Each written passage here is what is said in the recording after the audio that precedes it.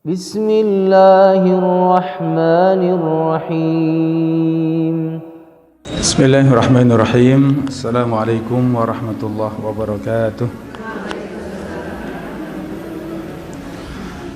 Innal hamdalillah nahmaduhu wa nasta'inuhu wa nastaghfiruh wa na'udzu billahi min shururi anfusina wa min sayyiati a'malina. Man yahdihillahu fala mudhillalah wa man yudlil fala hadiyalah. Asyhadu an la ilaha illallah wahdahu la syarika lah wa asyhadu anna Muhammadan abduhu wa rasuluh sallallahu alaihi wa ala alihi wa sahbihi wa man sara ala nahjihi wastanna bi sunnatihi wahtada bihadihi ila yaumiddin. Qala Allah Ta'ala fil Qur'anil Karim, ya ayyuhalladzina amanu taqullaha haqqa tuqatih wa la tamutunna illa wa antum muslimun. Ya ayyuhan nasu taqu rabbakumul ladzi khalaqakum min nafsin wahidah wa khalaqa minha zawjaha wa bassa minhuma rijalan katsiran wa nisaa'a واتقوا الله الذي تساءلون به والأرحام إن الله كان عليكم رقيبا يا أيها الذين آمنوا اتقوا الله وقولوا قولا سديدا يصلح لكم أعمالكم ويغفر لكم ذنوبكم ومن يطع الله ورسوله فقد فاز فوزا عظيما أما بعد. Alhamdulillah, saudari-saudari, para bunda rahimani wa rahimakumullah. Alhamdulillah, sore yang berbahagia ini kembali kita dimudahkan Allah untuk bermajlis ilmu. Kita memohon kepada Allah Subhanahu wa taala, Allahumma 'allimna ma yanfa'una wanfa'na bima 'allamtana wa zidna ilma. Ya Allah, ajarkan kepada kami ilmu yang bermanfaat, berikan kami manfaat dari ilmu yang kami pelajari, dan selalu tambahkan untuk kami ilmu. Saudari-saudari, para bunda rahimani wa rahimakumullah, kajian kita di sore yang berbahagia ini melanjutkan pembahasan kita dalam fikih waris atau ilmu waris. Pada pertemuan sebelumnya, para bunda rahimani wa rahimakumullah, kita memasuki pada muqaddimah anjuran dan keutamaan dari mempelajari ilmu waris. Demikian juga hak-hak yang terkait dengan harta yang ditinggalkan si mayit. Dan sore yang berbahagia ini kita kaji bersama asbabul irthi wa mawani'ul irthi. Kita masuk pada pembahasan sebab-sebab warisan dan penghalang-penghalang warisan.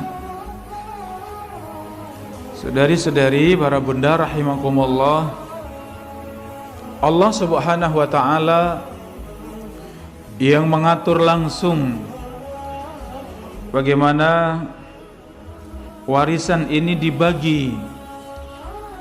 Allah Subhanahu wa taala turunkan di dalam Al-Qur'an pada 3 ayat. 3 ayat menyebutkan tentang semua terkait dengan ilmu waris. Para bunda rahimakumullah, kalau kita lihat ayatnya hanya 3 ayat saja yang mengatur tentang pembagian warisan di dalam Al-Quran, dan 3 ayat ini sudah mencakup semuanya. Ayat yang pertama surat An-Nisa ayat yang ke-11, ayat yang kedua surat An-Nisa ayat yang ke-12, Dan ayat yang terakhir, yang ketiga, itu di dalam surat An-Nisa ayat 176. Ini saudari-saudari, para bunda rahimani wa rahimakumullah, Allah Subhanahu wa taala yang menjelaskan langsung secara rinci di dalam Al-Qur'an. Ketika seorang meninggal, maka jika ia meninggalkan harta, maka harta itu menjadi harta warisan. Dan siapa yang berhak atas harta warisan tersebut? Allah Subhanahu wa taala yang mengatur langsung. Ya, Allah Subhanahu wa taala yang mengatur langsung berapa bagian masing-masing. Siapa saja yang berhak mendapatkan warisan. Para bunda rahimakumullah, sebelum kita bahas secara rinci bagian-bagian dari masing-masing ahli waris dan siapa saja yang menjadi ahli waris, kita masuk pada bahasan asbabul irsi, sebab-sebab bisa mewarisi atau sebab seorang mengambil warisan. Sebab yang pertama, an-nikah, karena adanya pernikahan. Maka dengan sebab pernikahan antara suami dan istri saling mewarisi. Dan terbatas hanya pada suami istri. Apakah saudara ipar mendapat warisan? Jawabannya tidak. Saudari ipar apakah mendapat warisan? Tidak. Bapak ibu mertua apakah mendapat warisan? Jawabannya tidak. Jadi sebab adanya warisan atau mendapatkan warisan karena sebab pernikahan. Karena sebab pernikahan, dan itu pun hanya terbatas pada siapa tadi para bunda? Antara suami dan istri. Dan ini diantara tiga macam atau tiga golongan yang selalu mendapat warisan. Ketika seorang meninggal, maka tiga golongan ini kalau ada, maka pasti mendapat warisan. Ya, siapa tiga golongan ini? Yang pertama ini yang kita bahas, antara suami dan istri. Kalau istri yang meninggal, maka suami pasti dapat warisan dari harta yang ditinggalkan istri. Kalau suami yang meninggal, maka pasti istri mendapat warisan dari harta yang ditinggalkan suami. Jadi antara suami dan istri, maka sudah pasti mewarisi. Ya, sudah pasti saling mewarisi. Bagaimanapun bentuk ya ahli waris, selama ada istri maka pasti istri mendapat warisan. Selama ada suami atau suami masih hidup, maka pasti suami mendapat warisan. Dalam pembahasan warisan, para bunda rahimakumullah, yang mendapat warisan itu pasti yang masih hidup, ya. Pasti yang masih hidup. Bagaimana kalau sudah meninggal? Yang sudah meninggal sudah selesai ceritanya, ya, sudah selesai urusannya di dunia, sehingga tidak ada kaitannya dengan warisan. Justru tatkala seorang meninggal, harta yang ditinggalkan itu menjadi harta warisan. Ya, menjadi harta warisan. Ini saudari-saudari, para bunda rahimani wa rahimakumullah. Ya, jadi kadang bertanya, seorang bapak punya anak 3, tapi satunya sudah meninggal. 3 anak ini semuanya sudah berkeluarga, sudah punya anak-anak. Yang meninggal anak yang paling kecil, sudah meninggal duluan. Ketika ini bapaknya meninggal, bagaimana anaknya yang sudah meninggal duluan dapat warisan atau tidak? Jawabannya tidak, sudah meninggal. Bahkan harta harta yang ia tinggalkan itu menjadi harta warisan. Ya, itu nanti kita bahas secara rinci. Para bunda rahimani wa rahimakumullah, ini sebab warisan atau mendapatkan warisan yang pertama karena pernikahan, yaitu nikah dengan akad yang sahih. Pernikahan dengan akad nikah yang sahih, ada 2 saksi dan ada wali. Ini rukun ya para bunda rahimakumullah. Ini rukun dalam pernikahan, adanya calon mempelai laki-laki dan perempuan yang saling ridho di antara keduanya. Kemudian adanya wali dari wanita tersebut. Wali apakah ayahnya, saudara kandungnya, pamannya, ya ada wali. Kemudian ada 2 saksi.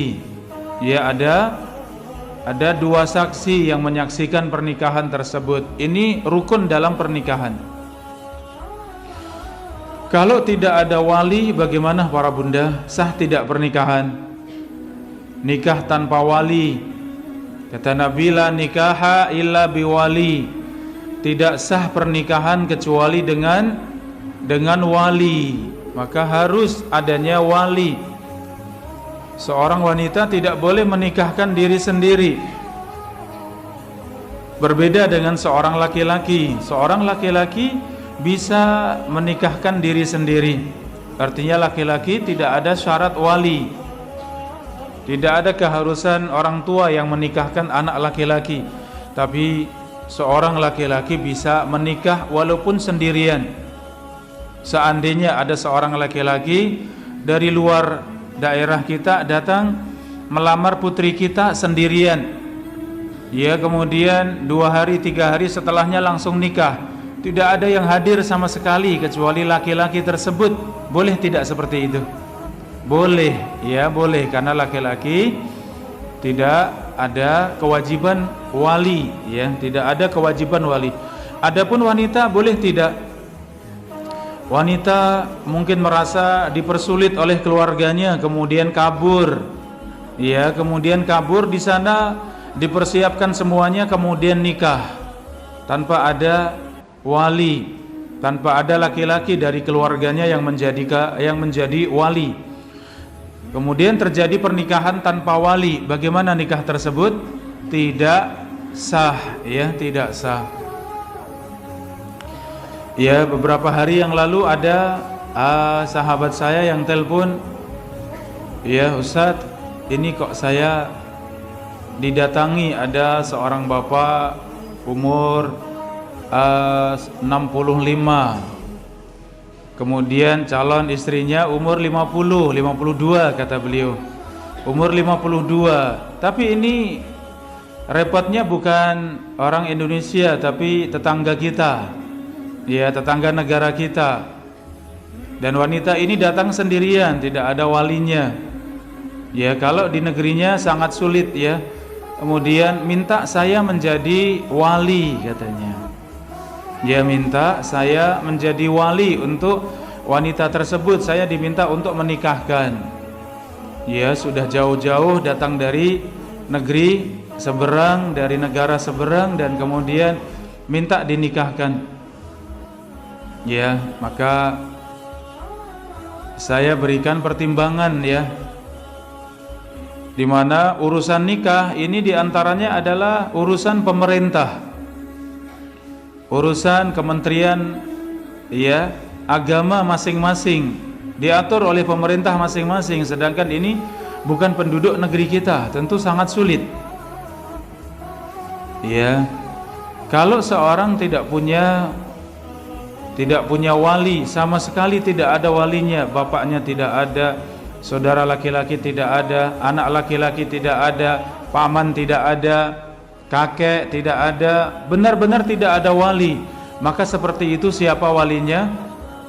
Wali hakim. Datang ke KUA, sampaikan, ya, keadaannya, diurus semuanya, nanti dari KUA yang menjadi wali. Dan ini wali pemerintah, wali hakim namanya. Itu boleh. Penggantinya wali kita siapa? Ibu-ibu, wali hakim. Ada keadaan mendesak, ya ada keadaan mendesak di mana tidak mungkin menikah melalui catatan Kementerian Agama atau KUA ya, karena banyak permasalahan demikian. Sehingga kemudian bagaimana ini, padahal semua syarat untuk nikah sudah ada, sudah lengkap, kecuali wali, tidak punya wali. Bagaimana yang demikian?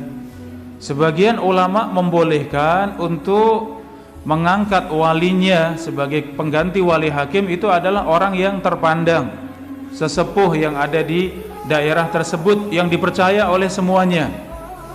Ya, sesepuh yang dipercaya, mungkin bapak kiai, mungkin orang yang disepuhkan yang itu dikenal, mungkin kepala suku, ya, yang dikenal di situ baik agamanya, ya. Kemudian beliau yang menikahkan. Sebagian ulama dalam keadaan mendesak seperti itu boleh. Tapi saya sampaikan, tapi ini datang dari negeri lain, bukan dari negara kita. Tentu ini harus ikut aturan yang ada di negaranya. Ya, kalau panjenengan yang menikahkan kemudian negaranya tidak terima, pasti jenengan yang bermasalah. Oh iya, alhamdulillah. Kemudian beliau, ya sudah siap kalau begitu, saya sampaikan baik-baik katanya. Alhamdulillah. Itu contoh ya, pernikahan itu mudah, tapi harus tahu hukumnya, harus tahu fikihnya, sehingga tidak boleh ya serabutan, tidak boleh sembarangan, ya, tidak boleh asal nikah tanpa tahu syarat rukunnya, ya, tidak boleh. Padahal nikah itu sangat mudah. Tadi adanya calon mempelai laki-laki dan perempuan yang saling ridha, adanya wali dan adanya dua saksi ditambah mahar. Mahar pun sesuatu yang bisa berharga, bisa dijual, yang punya harga. Itu syaratnya mahar ya. Kecuali keadaan mendesak, Rasulullah pernah menikahkan dengan mengajarkan surat dalam Al-Quran, dan mengajarkan surat ini juga jasa ya. Jasa itu bisa dijual ya. Makanya sebagian dalam keadaan mendesak boleh, aku nikahi engkau dengan misalnya surat Al-Fatihah. Dalam keadaan mendesak tidak punya apa-apa, maka seperti itu boleh. Walaupun Rasulullah tetap menganjurkan. Kata beliau, iltamis walau khataman min hadid, carilah mahar walaupun cincin dari besi, kata Nabi. Ya, carilah mahar. Kamu sebagai calon suami nikah harus dengan mahar, walaupun kata Nabi cincin dari khataman min hadid, cincin dari besi. Cincin dari besi mungkin ada harganya ya, walaupun sedikit, mungkin harga 100.000, mungkin 50.000 ya, tapi ada harganya. Itu boleh menjadi mahar ya. Jadi ini para bunda rahimani wa rahimakumullah ya, sedikit tentang tadi akad nikah yang sahih. Kalau akad nikahnya tidak sahih, tidak sah, maka itu tidak saling mewarisi. Karena pernikahan seperti itu batal. Contohnya seorang muslimah dinikahi wanita non muslim, boleh tidak ini para bunda? Wanita muslimah dinikahi non muslim, laki-laki non muslim, boleh tidak? Tidak boleh, tidak sah pernikahan. Seorang wanita muslimah dinikahi misalnya lelaki Nasrani, lelaki Yahudi misalnya, boleh tidak? Tidak boleh. Ya, apalagi di luar ahlul kitab, di luar Yahudi dan Nasrani, tentu lebih tidak boleh ya ini. Ya, saudari-saudari para bunda rahimakumullah. Adapun sebaliknya boleh. Allah mengatur dalam Al-Quran, boleh laki-laki muslim menikahi wanita Nasrani, boleh. Lelaki muslim menikahi ya wanita Yahudi, itu boleh.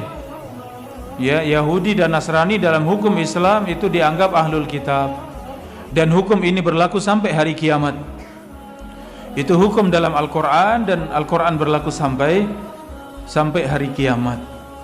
Ya, sehingga laki-laki muslim kalau baik agamanya bisa menjaga diri, bahkan berharap nanti istrinya bisa didakwahi sehingga bisa tertarik masuk dalam Islam. Alhamdulillah, Islam mengizinkan laki-laki muslim untuk menikahi wanita ahlul kitab. Adapun wanita selain ahlul kitab tidak boleh, tidak sah pernikahan Lelaki muslim menikahi wanita Konghucu misalnya, ini tidak sah pernikahan. Lelaki muslim menikahi wanita Hindu atau Buddha misalnya, tidak sah pernikahan. Karena itu di luar dari ahlul kitab.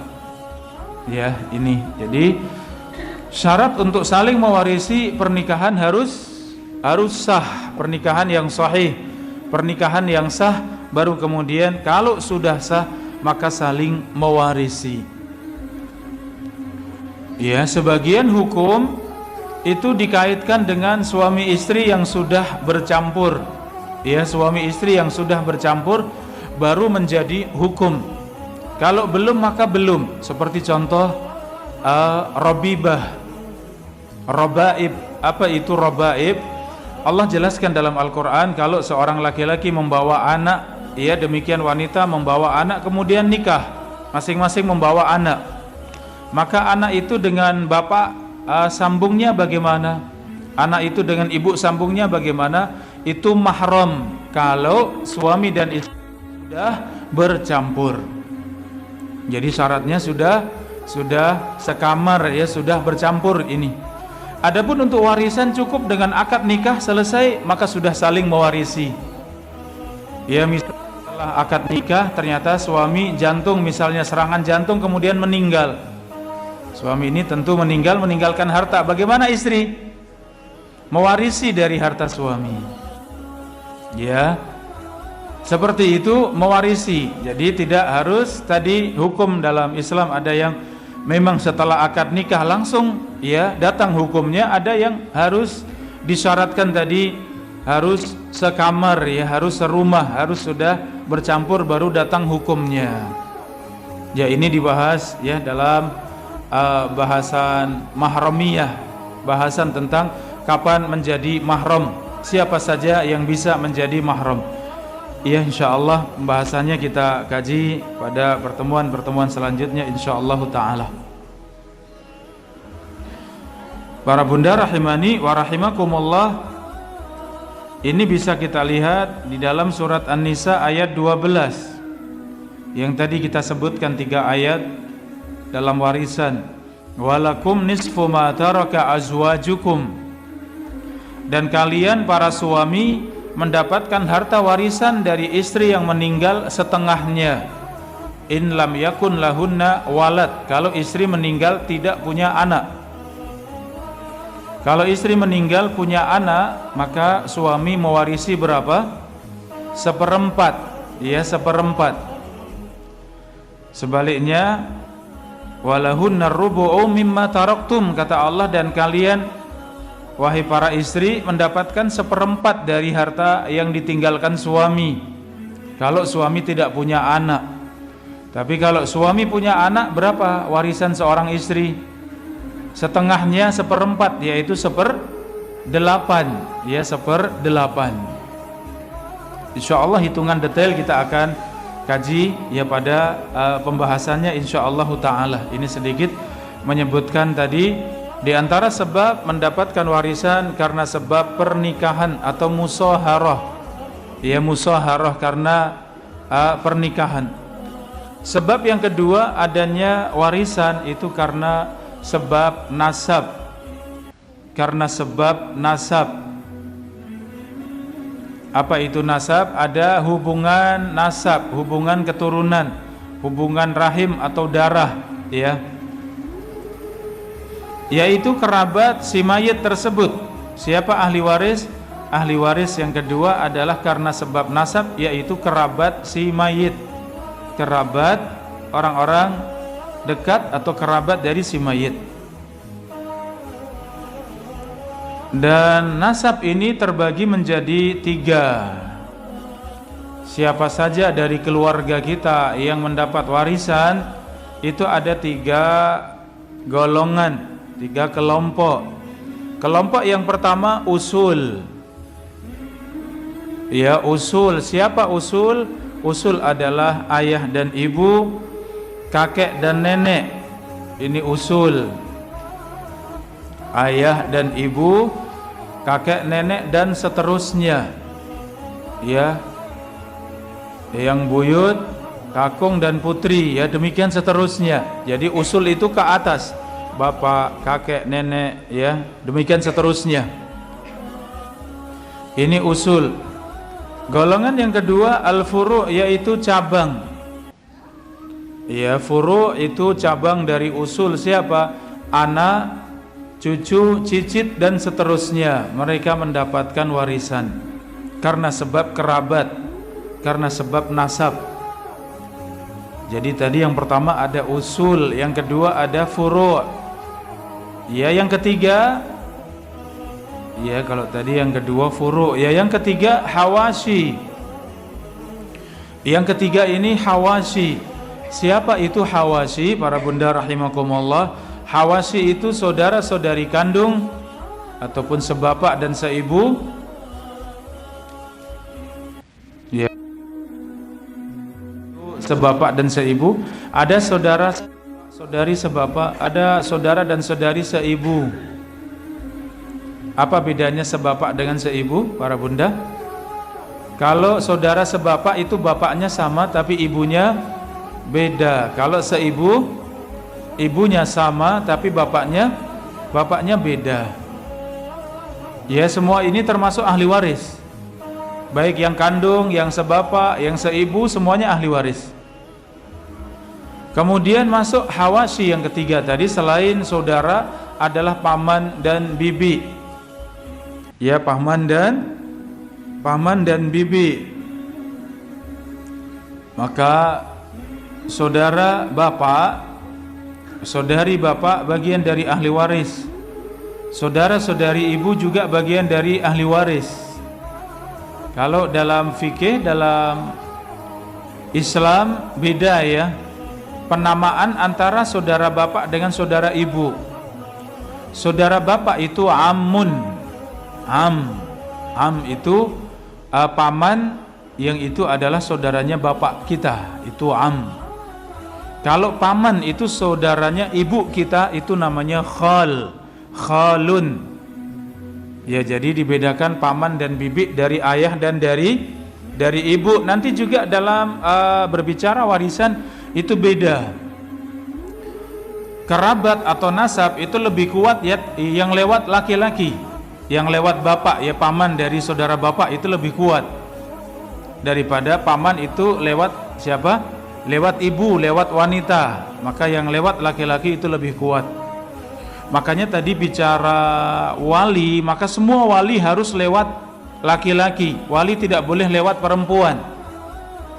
Bolehkah saudaranya ibu menjadi wali?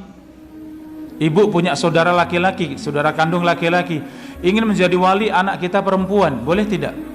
Tidak boleh. Kenapa? Melewati perempuan, yaitu melewati ibu. Kenapa kok saya ketemu dengan paman saya ini? Karena itu saudaranya ibu. Nah, ini melewati ibu namanya.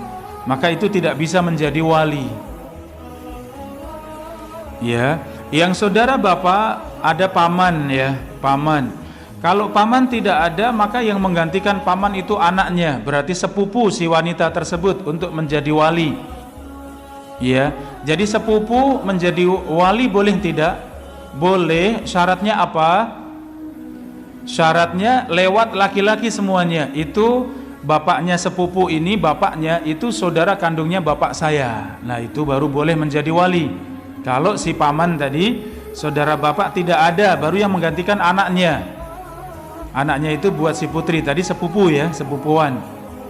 Tapi kalau si sepupu tadi itu ketemu dengan si wanita ini lewat saudari bapak misalnya.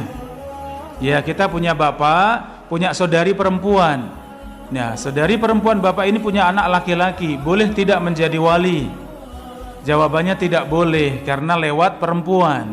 Ketemu dengan wanita tadi lewat perempuan siapa? Bibinya, bibi saudari bapak. Ya, bibi itu di sini saudari bapak. Ini sudah mulai ngitung mumet boten nih. Ya, saya pelan-pelan ya untuk sedikit nambahkan ya. Jadi namanya wali harus semuanya ketemu dengan si wanita tersebut harus lewat laki-laki semuanya. Kalau lewat perempuan terputus, tidak boleh menjadi wali, bukan wali. Ya, itu. Ya. Ke bawah misalnya anak laki-laki menjadi wali ibunya, boleh tidak dalam pernikahan? Boleh kalau anaknya sudah dewasa, sudah besar ya, boleh menikahkan ibunya. Ya, bapaknya meninggal, suaminya meninggal, ia punya anak laki-laki, ibu ini pengen menikah lagi. Ya, dan itu kalau memang ya menjaga agama, lebih menjaga agama, menjaga akhlak, jelas dianjurkan dalam Islam menikah lagi ya. Menikah itu lebih selamat. Kata Nabi, lebih menundukkan pandangan, lebih menjaga kehormatan ya, seperti itu. Sehingga ini anak laki-laki sudah dewasa, sudah besar, kemudian ibu pengen menikah, maka boleh tidak anak laki-laki menjadi wali? Jawabannya boleh. Anak laki-lakinya sudah meninggal, yang ada cucunya sudah besar, kemudian pengen menjadi wali untuk neneknya, boleh tidak? Boleh ya, yang menjadi wali cucunya. Lah tadi umur 50 tahun ya, mau menikah tadi dengan 65 tadi ya, yang datang dari negeri sebelah tadi, itu ibunya 52 tahun, calon suaminya 65 ya, berarti mungkin ini yang menikahkan cucunya, mungkin. Tapi syaratnya cucu anaknya laki-laki ya. Si ibu tadi punya anak laki-laki, kemudian punya anak lagi laki-laki, berarti cucu laki-laki lewat anak laki-laki itu boleh menjadi wali. Tapi kalau cucu laki-laki tersebut lewatnya adalah anak perempuan, maka nggak boleh, ini melewati perempuan, maka tidak boleh menjadi wali ya. Iya, subhanallah ya, bagaimana Islam mengatur dengan detail. Sebenarnya mudah, tapi buat kita baru mungkin ya, hitung-hitungan nasab seperti ini baru buat kita ya, sehingga ya harus mikir tenanan ya untuk faham ya. Jadi ini saudari-saudari, para bunda rahimani wa rahimakumullah, tadi siapa ahli waris ketika seorang meninggal? Seorang meninggal langsung kita sebut mayit. Ya, si mayit laki-laki, kalau perempuan si mayit perempuan, langsung disebut mayit. Apakah si mayit punya ayah, punya ibu, punya kakek, punya nenek, punya anak, punya cucu, punya saudara kandung, saudari kandung, punya paman, bibi, langsung dilihat semuanya. Baru kemudian ditentukan dari semua ahli warisnya siapa yang berhak mendapat warisan. Karena tidak semua berhak. Kalau yang dekat sudah dapat, yang jauh tertutup. Kalau si mayit punya anak laki-laki, maka otomatis cucu semuanya tertutup. Kenapa? Sudah ada anak laki-laki, maka cucu tidak mendapat warisan. Ya, seperti itu. Kalau bapak ada bapak, maka otomatis paman tertutup karena sudah ada bapak. Ya, seperti itu nanti hitungan dalam ilmu waris, siapa yang paling dekat itu yang dapat, yang jauh tertutup dari yang lebih dekat. Ya, seperti itu. Jadi kita lanjutkan tadi, siapa yang berhak mendapatkan warisan? Yang setelah yang pertama karena pernikahan, yang kedua karena nasab. Dan nasab siapa saja? Ada 3 tadi. Ya, nasab itu ada usul ke atas, kakek nenek, ya bapak ibu, kakek nenek dan seterusnya. Kemudian furu itu ke bawah, anak, cucu, cicit ya, dan seterusnya. Hawasi ada 2, saudara dan saudari kandung, dan juga paman ya, dari saudara-saudari bapak maupun saudara-saudari ibu ya, itu semuanya ahli waris. Kemudian sebab yang terakhir, yang ketiga, sebab adanya hak untuk mendapat warisan karena sebab wala. Ya, wala itu apa? Wala itu kalau seorang memerdekakan budak, tuan yang memerdekakan budak, maka ketika budak nanti meninggal dan punya harta, maka diantara ahli waris itu tuan yang memerdekakan. Kalau sekarang tidak ada budak ya. Tadi malam dalam kajian saya ditanya pas membahas hadis tentang walaupun pemimpin kalian seorang budak, tetap dengarkan dan taati. Kemudian ditanya jawab, Ustadz, apakah pembantu rumah tangga itu maksudnya budak? Iya katanya, atau beda gitu. Jawabannya nopo ibu-ibu? Beda ya, sekarang sudah tidak ada perbudakan. Sekarang ini tidak ada perbudakan, sudah selesai. Karena Islam datang untuk menghapuskan perbudakan. Ya, Islam itu datang untuk menghapuskan perbudakan sehingga habis, tidak ada lagi perbudakan di atas muka bumi, alhamdulillah. Tapi Rasulullah kabarkan di antara tanda kiamat seorang ibu yang melahirkan tuannya. Nanti akhir zaman akan muncul kembali peperangan yang sangat banyak, sehingga banyak para laki-laki yang terbunuh, sehingga para wanita tertawan dan menjadi budak. Maka seorang laki-laki, satu orang laki-laki sampai menanggung 50 wanita. Satu laki-laki sampai ya nanti mendekati kiamat, satu laki-laki itu menanggung berapa wanita? 50 wanita. Ya, karena banyaknya laki-laki yang terbunuh dalam medan perang dan kemudian terjadi banyak perbudakan. Maka seorang wanita budak ya dimiliki oleh tuannya. Tuannya seorang yang merdeka, kemudian punya anak, maka anak pun nasabnya kepada bapak. Bapak merdeka, maka anak juga merdeka. Padahal ibunya seorang budak, maka dinamakan ya seorang ibu yang melahirkan tuannya. Maksudnya adalah melahirkan anak yang merdeka, padahal ibu ini seorang budak, ya seperti itu. Maka itu tanda di antara tanda dekatnya dengan kiamat. Ya, tayyib para bunda rahimani wa rahimakumullah. Khusus yang ketiga ini wala, siapa yang mewarisi? Khusus yang memerdekakan saja. Tapi kalau yang memerdekakan meninggal, apakah budak yang dimerdekakan dapat warisan? Jawabannya tidak sebaliknya. Khusus yang mendapat warisan hanya tuan yang memerdekakan. Sehingga setelah merdeka kok meninggalkan harta, maka diantara ahli warisnya adalah mantan tuannya atau yang memerdekakan. Apa sebabnya? Karena adanya wala, adanya wali. Ya, ini.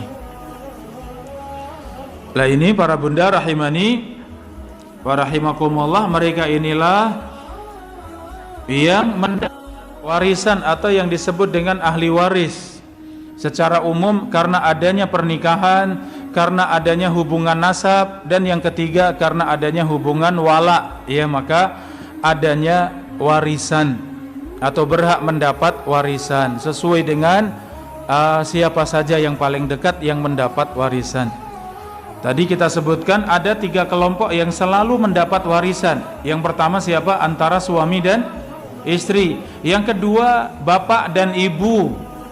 Bapak dan ibunya si mayit selalu dapat warisan, pasti dapat warisan. Tidak ada istilahnya bapaknya atau ibunya tertutup tidak dapat warisan, tidak ada, selalu dapat warisan. Ketika seorang meninggal pasti bapaknya dapat warisan. Kalau bapaknya masih hidup ya, kita bicaranya semua yang hidup ya. Kalau yang sudah meninggal sudah tidak dibicarakan. Ketika seorang meninggal, ibunya sudah meninggal duluan, maka bapaknya masih ada. Berarti yang dapat warisan siapa? Bapak, ya. Karena bapak dan ibu pasti mendapat warisan.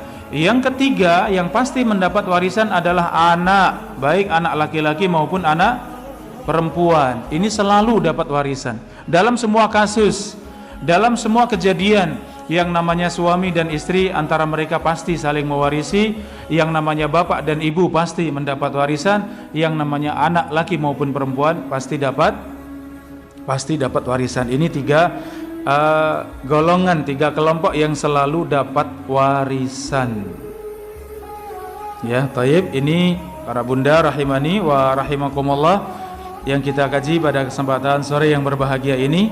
Ya, kita lanjutkan di sesi tanya jawab. Dipersilahkan, monggo ya yang ingin bertanya khususnya masalah warisan ataupun di luar warisan juga boleh. Nenek saya, pertanyaan yang pertama, nenek saya meninggalkan surat wasiat. Sebelum meninggal, si mayit menulis wasiat pembagian seluruh tanahnya kepada sebagian ahli waris dengan kesepakatan saudara-saudara yang tertulis dalam surat tersebut. Kami menerima, apakah kami halal menerima warisan tersebut? Jadi terima kasih atas pertanyaannya, saudari-saudari, para bunda rahimani wa rahimakumullah. Wasiat sudah kita pelajari.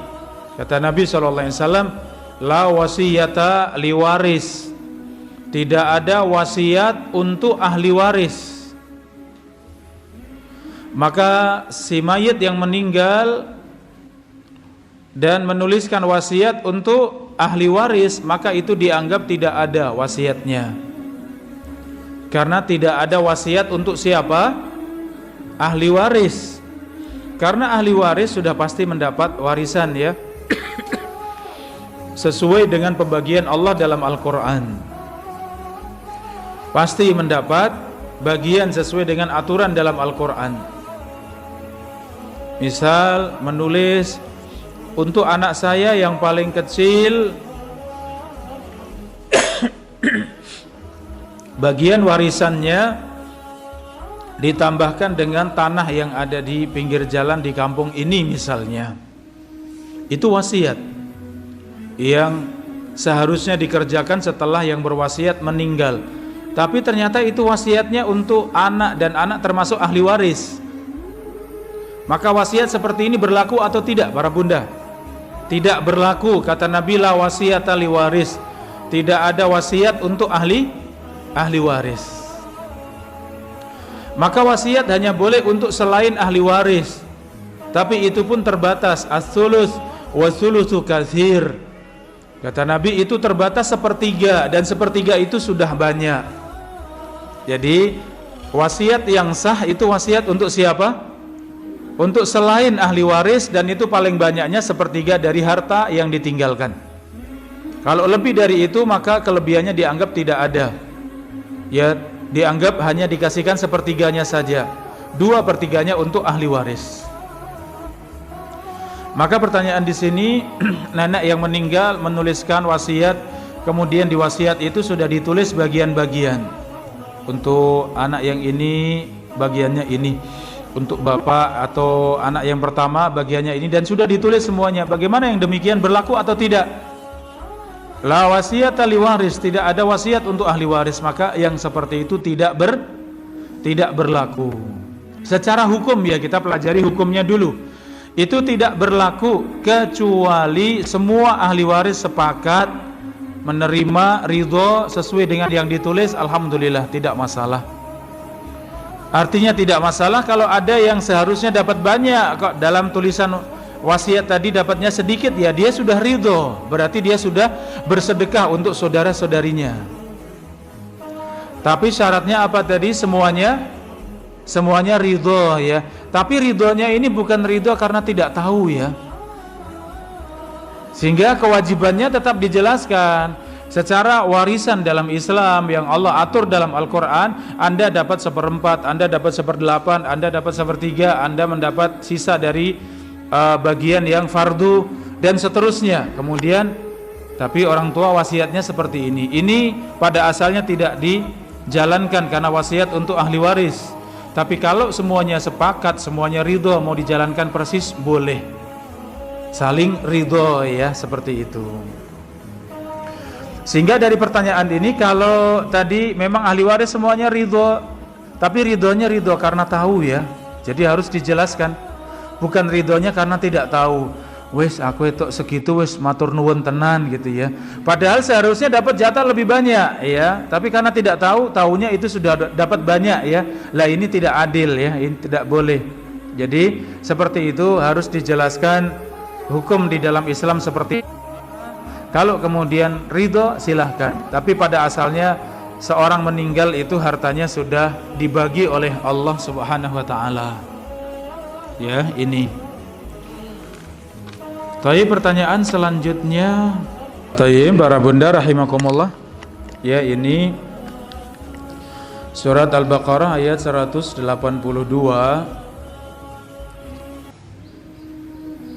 Kutiba alaikum idza hadara ahadakumul mautu in taraka khairan alwasiyatu lil walidaini wal aqrabina bil ma'ruf haqqan 'alal muttaqin. Di ayat 180 Allah berbicara wasiat yang di sini adalah wasiat sunnah.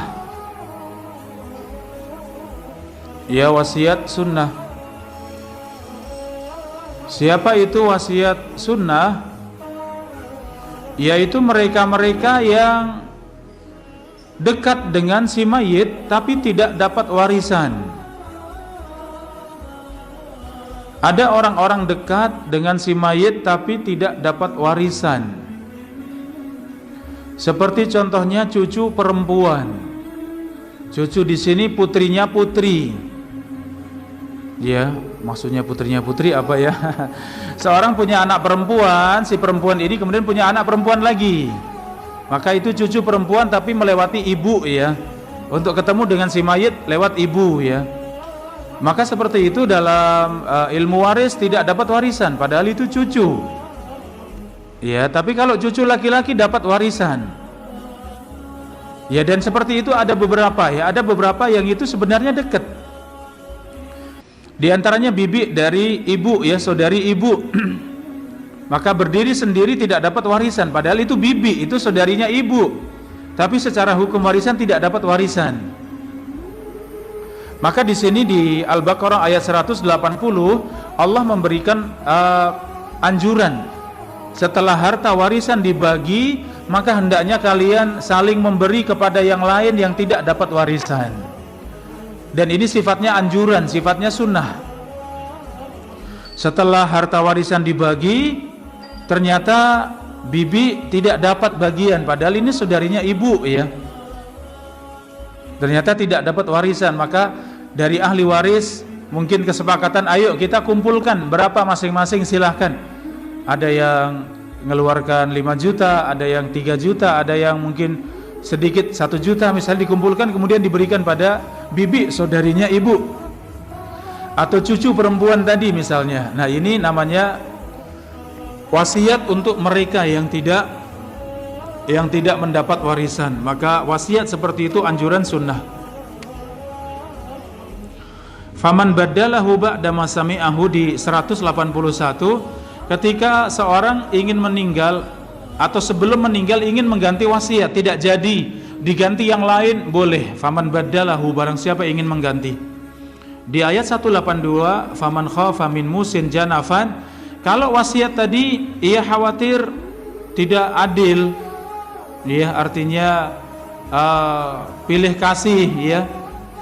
Kemudian ia pun fa aslaha bainahum, kemudian didamaikan di antara mereka para mereka-mereka yang dapat wasiat tersebut, fala itsma alaih, maka yang demikian tidak mengapa ya. Intinya ini berkaitan dengan wasiat ya, wasiat kalau bisa dijalankan dan semua ahli waris ridho silahkan. Kalau tidak maka pada asalnya tadi batasan-batasan wasiat yang sudah kita pelajari, tidak ada wasiat untuk ahli waris dan wasiat itu paling banyak sepertiga untuk selain ahli waris. Kalau lebih dari sepertiga dan semua ahli waris ridho maka itu boleh. Ini tadi yang dimaksudkan dengan islah ya. Kalau mau didamaikan dan semuanya ridho boleh ya. Wallahu taala a'lam bisawab. Berikutnya, apakah boleh sebagian zakat mal dibagikan kepada anak-anak TPA? Ya, saudari-saudari, para bunda, zakat mal itu yang berhak menerima 8 golongan. 8 golongan saja. Selain 8 golongan tidak boleh. Zakat mal ini misalnya dibelanjakan sembako baru dikasihkan dari 8 golongan tersebut dalam bentuk sembako, boleh tidak? Tidak boleh, harus dibagikan apa adanya. Kalau bentuknya zakat mal itu uang, bagikan uang. Kalau zakat mal dari hasil panen yang dibagi. Kalau zakatnya emas, maka boleh mengeluarkan emas, boleh semisal dengan timbangan emas tersebut, dengan uang juga boleh. Karena sama-sama alat tukar menukar ya, boleh.